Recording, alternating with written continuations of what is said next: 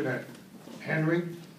I'm not going to call him acting commissioner because he is the commissioner of another department. Commissioner, please come forward. And Commissioner, I want to thank you for stepping up to the plate and taking this over.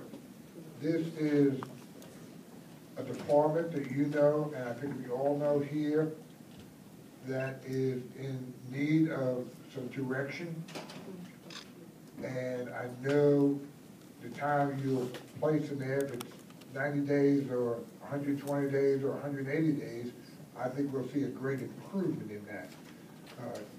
So you have my confidence. I know you'll be able to do this. I know this is not a chore that that you went out and waved your hand and said, I'll do this and I'll take this over, but I think we have the right person as the acting commissioner to be there, and all I want to say, anything we can do to support what you need, I want you to know that I think this committee is behind it, and I think the people in the state of Tennessee, we want the children's department, we want the children that we serve to be safe, and I know that's your whole goal to this, and I look forward to your presentation. I know you have a PowerPoint presentation, but I wanted to say that before we started. And thank you, Commissioner. Thank you, Mr. Chairman. I'd like to introduce Bonnie Homrick with the department and Doug Swisher, and also my working partner the last 4 weeks is Mr. Larry Martin from the governor's office. And I don't know if many of you know Larry, but we worked together when I was in Knoxville from 1991 to 1994. And Larry is well known in Knoxville. He was president of First Tennessee Bank and probably the largest philanthropist of any bank. And Larry was known for his business acumen and his integrity. And I was just delighted when Governor Haslam asked him to come down here. He'd had some, the right time for a person to serve in government is when they put in a distinguished career, and he's come at the end of his career to give something. And I'm just delighted that we've been able to work together the last couple of weeks. Mr. Chairman, I wanted, before I get started, and I apologize to Representative Johnson, I'm going to ask if it please the speaker, if it please the chairman, if I could take just a minute to tell a story. Yes, please. This story is about the potential of a child, and I think if you listen to it, it affects all of us sitting in this room, and kind of about what might happen when somebody, just redirects a child just a little bit. And I think you'll see that it's very, very telling even today. A seminary professor was vacationing with his wife in Gatlinburg, Tennessee. One morning they were eating breakfast at a little restaurant, hoping to enjoy a quiet family meal. While they were waiting for their food, they noticed a distinguished-looking white-haired gentleman moving from table to table, visiting with a guest. The professor leaned over and whispered to his wife, "I sure hope he doesn't come over here." But sure enough, the man did come over to their table. "Where are you folks from?" he asked in a friendly voice. The professor said, "Oklahoma." "Well, it's great to have you here in Tennessee," the stranger said. "What do you do for a living?" "I teach at the seminary," he replied. "So you teach preachers how to preach, do you?" "Well, I've got a really great story for you this morning." And with that, the old gentleman pulled up his chair and sat down at the table with the couple. The professor groaned and thought to himself, just what I need, another preacher story. The man started. "See that mountain over there?" as he pointed out the restaurant window. Not far from the base of that mountain, there was a boy born to an unwed mother. He had a hard time growing up because everywhere he went, they asked him the same question. "Hey boy, who's your daddy?" Whether he was at school, the drugstore, the grocery store, People always ask him the same thing, who's your daddy? He would hide at recess and at lunchtime from the other students because he wanted to avoid the question because it hurt him so bad. When he was 12 years old, a new preacher came to his church. The boy would always slip in late and leave early where he would avoid the crowd and the question, who's your daddy? But one day the new preacher said the benediction so fast that he got caught and he couldn't walk out except with the crowd. Just about the time he got to the back door, the new preacher, not knowing the young man, put his hand on his shoulder and he asked, "Hey son, who's your daddy?" The church grew deathly quiet. He could feel every eye in the church was looking at him. Now everybody would finally know the answer. Who's your daddy? The new preacher, though, sensed the situation around him and using discernment that only the Holy Spirit could give, patted the boy on the shoulder and said, "Boy, you've got a great inheritance. You're a child of God. Now go claim it." With that, the boy smiled for the first time in a long time, walked out the door, and was a changed person. He was never the same again. When everybody asked him, "Who's your daddy?" he'd say, "I'm a child of God." At that, the gentleman got up from the table and left and went on about his way. The professor stood there stunned. He really didn't know what to say. As the man turned away, he said, "You know, if the new preacher hadn't asked me that question," said, "I would have probably never amounted to anything." And then he walked off. The seminary professor and his wife called one of the waitresses over to the table and said, "Do you know that man? Do you know who he is?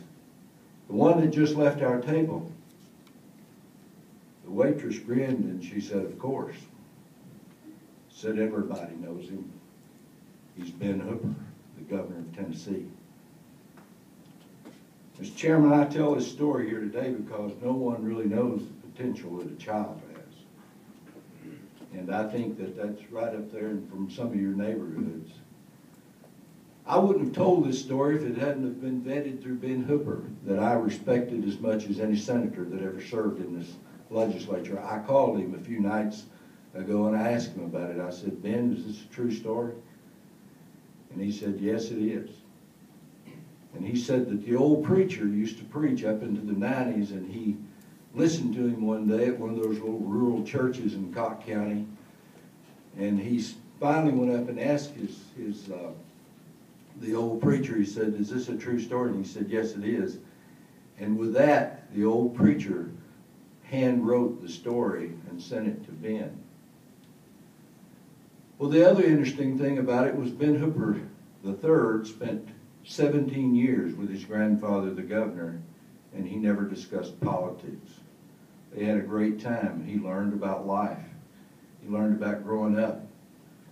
But he didn't know anything about his political career. When Ben went to the University of Tennessee, a professor recognized the name Ben Hooper and Ben Hooper, the governor. And he said, "Wasn't your grandfather Governor Ben Hooper?" And he said, "Yes." And he said, "Well, what time did he serve?"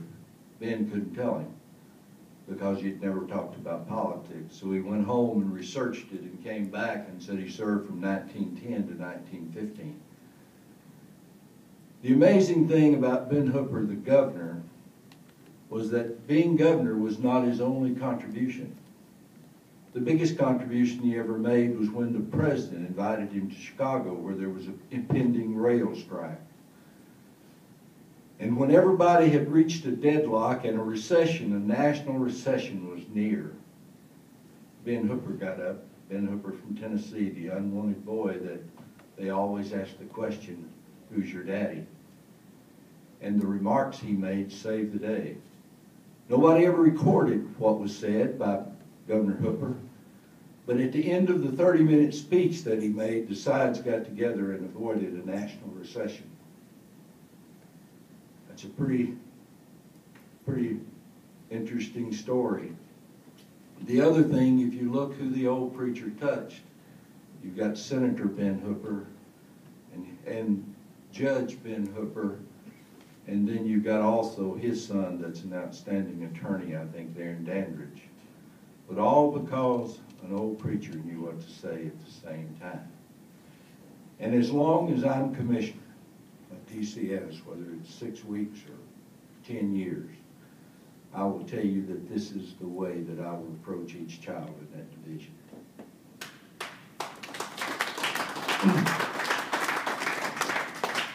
If a child dies in our custody in your state, in your district, you'll get a personal call from me, and I'll get a personal call within an hour when that happens. Let me take this opportunity, Mr. Chairman, to present the 2014 budget.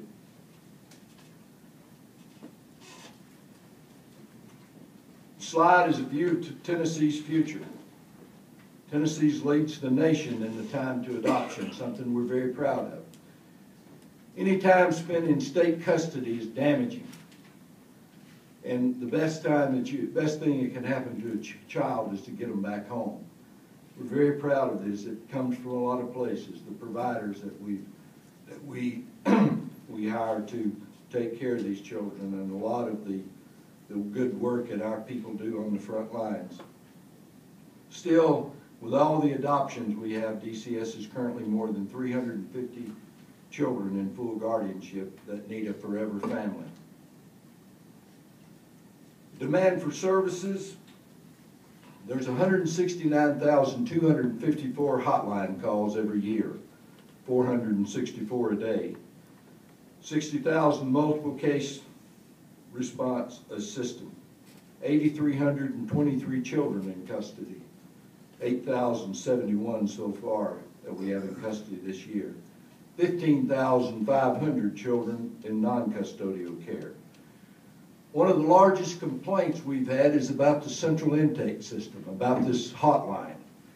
And I'd like to take just a minute to let Mr. Martin talk about some of the work that's been on, and I think you'll really be proud of what's going on at the central intake system now. Thank you, Commissioner. It's certainly a pleasure and honor to be able to present before you and talk a little bit about the work in central intake.